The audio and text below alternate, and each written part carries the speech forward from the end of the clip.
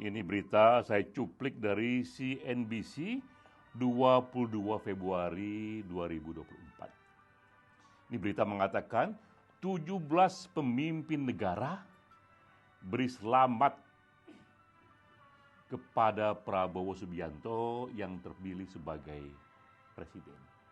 17 negara, termasuk Amerika, Inggris, Rusia, Australia, juga Singapura, Malaysia. Padahal kita tahu hasil KPU belum keluar. Kita lihat ya, hasil KPU belum keluar, tapi ini negara-negara besar seperti Amerika, seperti Inggris memberikan selamat. Padahal kita tahu dalam prosedur diplomasi negara-negara besar itu pastilah ketat sekali mereka membuat aturan agar tak terjadi yang namanya itu cacat diplomasi. Akan repot jadinya jika misalnya dia berikan selamat kepada Prabowo, ternyata yang menang itu misalnya Ganjar atau Anies di KPU nanti. Apa jadinya? Ini bisa menjadi skandal diplomasi. Tapi 17 negara ini dengan cepat dan tegas berani memberikan selamat. Bagaimana kita memahami peristiwa ini? Pastilah tak lain karena mereka memahami dan mereka tahu ada sains di balik quick count itu.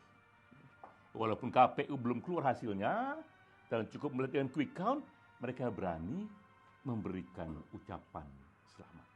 Nah, itu sendiri ada satu renungan bagi kita, betapa sekarang ternyata quick count yang dibuat lembaga swasta, lembaga survei itu dipercayai bahkan oleh negara-negara besar. Oleh kita sendiri, negara kita sendiri pasti dipercayai karena semua TV-TV besar, hampir semua ya, saya tidak melihat secara menyeluruh, penyelenggarakan itu. Ada sekitar 5-6 lembaga dan lebih yang melakukan quick count itu. Jadi betapa kita lihat diplomasi melampaui prosedur. Ya. KPU belum keluar hasilnya, tapi Amerika, Inggris, Australia, Rusia sudah berani mengucapkan selamat. Karena memang kita lihat, kalau kita track ke belakang itu, quick count 2019 juga demikian, bahwa hasil quick count itu dibanding nanti KPU 5 minggu kemudian. Kita lihat itu, 5 minggu kemudian KPU baru muncul, itu selisihnya paling besar 1%. LSI-DJA sendiri 2019 ada rekodnya, bisa dilihat di Google, selisih dengan KPU 5 minggu kemudian hanya 0,12%. Kita lihat betapa hebatnya sains. Ketika KPU belum selesai, lembaga quick count ini bisa selesai duluan dan hasilnya akurat. Nah, ini kemudian saya mengutip satu riset yang dibuat oleh AROPI. AROPI ini Asosiasi Riset Opini Publik Indonesia, asosiasi lembaga survei yang pertama dan yang paling tua. Mereka juga bikin survei di bulan Februari 2024 untuk bertanya, apakah Bapak Ibu sekalian percaya atau tidak dengan lembaga survei. 75,4% percaya. Jadi sudah besar sekali jumlah orang yang percaya. Tentu saja ada juga yang jumlah orang tak percaya, tapi 75,4% yang percaya, itu tinggi sekali. Dan juga dia sudah melampaui di tahun 2019.